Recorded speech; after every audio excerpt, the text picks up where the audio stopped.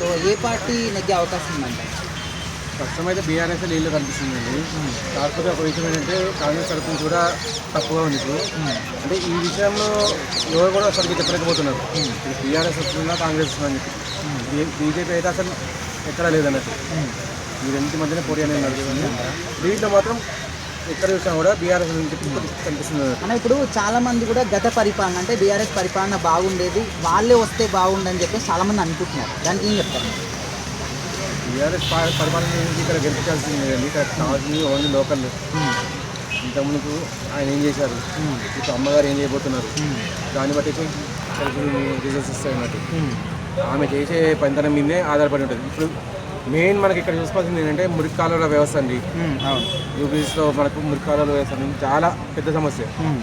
ఒక్క చిన్న వర్షం పడినా కూడా రోడ్ల మీదకి వాటర్ వచ్చేసి చాలా ట్రాఫిక్ అనేది ఉంటుంది. దాన్ని పరిష్కారం చేయగలిగితే ఆల్మోస్ట్ ఎవరు పరిష్కారం చేస్తే వాళ్ళే విన్ అవుతారు అన్నట్టు. అంటే గత 10 సంవత్సరాల నుంచి బీఆర్ఎస్ ప్రభుత్వమే అధికారంలో ఉంది, వాళ్ళ లీడరే ఇక్కడ అధికారంలో ఉన్నారు. మరి అప్పుడు ఎలా చేయని పని ఇప్పటికిప్పుడు చేస్తారంటారా? ఈ 2 సంవత్సరాలు చేసేస్తారంటారా? అయితే 2 సంవత్సరాలని కాదండి, ఇంకో 5 ఏళ్ళలో కూడా చేస్తామని చెప్పి గ్యారెంటీ లేదు. కాకపోతే చేయగలిగితేనే ప్రజలు అనేది మెప్పించడం అనేది వాళ్ళు చేసే పని మీదే ఉంటుంది. 10 ఏళ్ళలో మీరు అంటున్నారు 10 ఏళ్ళలో చేయలేదని చెప్పి. ఇప్పుడు కూడా చెయ్యము అలానే ఉంటామంటే ప్రజలు ఓడేయారు, అదైతే క్లియర్. అంటే ప్రచారానికి వచ్చిన ప్రతి ఒక్కరు చేస్తామని చెప్తారు కానీ చైనా అని చెప్పరు. మరి చేయనట్టు కనిపిస్తుంది కదా, మీరు అలా అనగలుగుతారా? నేను చెప్పేది ఒకటేనండి, ప్రజలు అనేది మభ్యపెట్టాలనుకుంటే ఇంకా మభ్యపెట్టడం జరుగుతుంది. ఇప్పుడు 3 ఏళ్ళ వరకు మేము ఇంకా మభ్యపెట్టి గెలుస్తామని చెప్పేసి అనుకుంటే అలానే వెళ్ళండి, పర్లేదు. 3 ఏళ్ళ తర్వాత మళ్ళీ ఎలక్షన్స్ వస్తాయి, అప్పుడైతే మొత్తం క్లియర్గా తెలిసిపోతుంది అన్నట్టు. ఇప్పుడు ఈ ఉప ఎన్నికలు అనేది రాబోయే ఎన్నికలకు వేయాల్సి వస్తుంది అన్నట్టు. జస్ట్ ఇక్కడ మీరు మభ్యపెడతామంటే కానివ్వండి, అలానే కానివ్వండి. ఈసారి కూడా ప్రజల్ని మోసపుచ్చండి, పర్లేదు. ఈసారి మోసపుచ్చితే నెక్స్ట్ ఎలక్షన్ అనేది మీకు క్లియర్ అయిపోతుంది అన్నట్టు. అటు బీఆర్ఎస్ఆ ఇటు కాంగ్రెస్ఆ వచ్చేదని చెప్పి నెక్స్ట్ ఎలక్షన్స్. ఈ ఎలక్షన్ అనేది అటు రేవంత్ రెడ్డి గారు కానీ ఇటు కేటీఆర్ గారు కానీ ప్రతిష్టాత్మకంగా తీసుకుంటున్నారు అంటూ. అంటే ఇది గెలిస్తే నెక్స్ట్ ఎలక్షన్లో మా పట్టు చెప్తుందని చెప్పేసి అది క్లియర్గా ఉంది అన్నట్టు. కాకపోతే బీఆర్ఎస్కు సానుభూతి ఓట్లు అనేది ఖచ్చితంగా ఉన్నాయి, అయితే అందరు క్లియర్గా కనిపిస్తుంది. నేను ఇదే ఇంటర్వ్యూ అనేది ఒక 20 days బ్యాక్ ఇచ్చాను. అప్పుడు ఇచ్చినప్పుడు నేను చెప్పిన మాట ఒకటే క్లియర్, 100-200 ఓట్ల తేడాలతో ఎవరైనా గెలవాలని చెప్పేసి. ఇప్పుడు కూడా ముందంజలో ఉన్నది కేవలం 100-200 ఓట్లతోటి.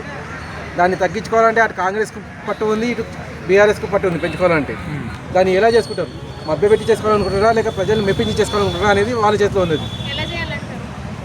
మభ్యపెట్టాలంటే నెక్స్ట్ ఎలక్షన్ ఉన్నాయండి 3 ఏళ్లలో, వచ్చే 3 ఏళ్లలో తెలిసిపోతుంది అది. ఇప్పుడు మభ్యపెట్టినా మోసపోయి ఓన్లీ జూబ్లీస్ ప్రజలు మాత్రమే, వాళ్ళు క్లియర్గా చెప్పగలుగుతారు రేపు పొద్దున మేము ఆల్రెడీ మోసపోయాము, రేపు పొద్దున మీరు చూసుకోండి అని చెప్పేసి. మెయిన్ ఎలక్షన్స్ వచ్చినప్పుడు అప్పుడు కాంగ్రెస్ బీఆర్ఎస్ అని చెప్పి వాళ్ళకి క్లియర్ అర్థమైపోతుంది. ఇప్పుడు చేసే మీ పనుల వాళ్ళని తెలుస్తుంది అన్నట్టు. అది నేను చెప్పేది ఇప్పుడు కూడా అదే మాట. ఇప్పుడు ఏదైతే ఉందో అటు బీజేపీ తీసుకున్నా ఇటు బీఆర్ఎస్ తీసుకున్నా కాంగ్రెస్ తీసుకున్నా మ్యాక్సిమం 10% ఓట్లు ఎక్కువ వస్తాయి ఎవరికైనా. అది తేల్చుకోవాల్సింది వాళ్ళిద్దరే అన్నట్టు, బీఆర్ఎస్ ఆర్ కాంగ్రెస్. బీజేపీ ప్రచారంలో తిరుగుతున్నారు అంతేగాని వాళ్ళంతా ఈవెన్ వాళ్ళ పార్టీ వాళ్ళే క్లియర్గా లేరండి మా పార్టీని గెలిపించుకోవాలని చెప్పేసి. కిషన్ రెడ్డి గారు ఏదో తూతు మంత్రంగా వచ్చేసి తిరుగుతున్నారు అంతే. ఆయన కూడా అంత అంటే నా పార్టీని గెలిపించుకోవాలి, నా అభ్యర్థిని గెలిపించుకోవాలని చెప్పి తిరిగినట్టుగా అయితే ఎక్కడ మాకైతే కనిపించలేదు క్లియర్గా.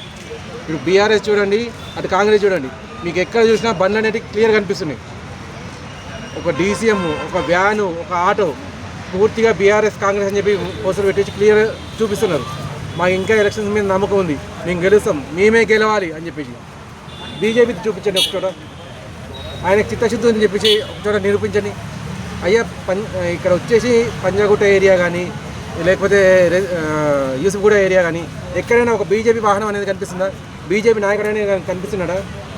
ఏదో తూతు మంత్రంగా వచ్చేసి ఒకసారి అలా తిరిగేసి వెళ్ళిపోతున్నారంటే.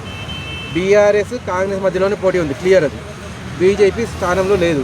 ఏదో ఉండాలి, మాది నేషనల్ పార్టీ, మా వాళ్ళు కూడా ఎవరో ఒకరు ఉండాలి అన్నట్టుగానే తూతు మంత్రంగానే వాళ్ళు పోటీ చేస్తున్నారు. Thank you.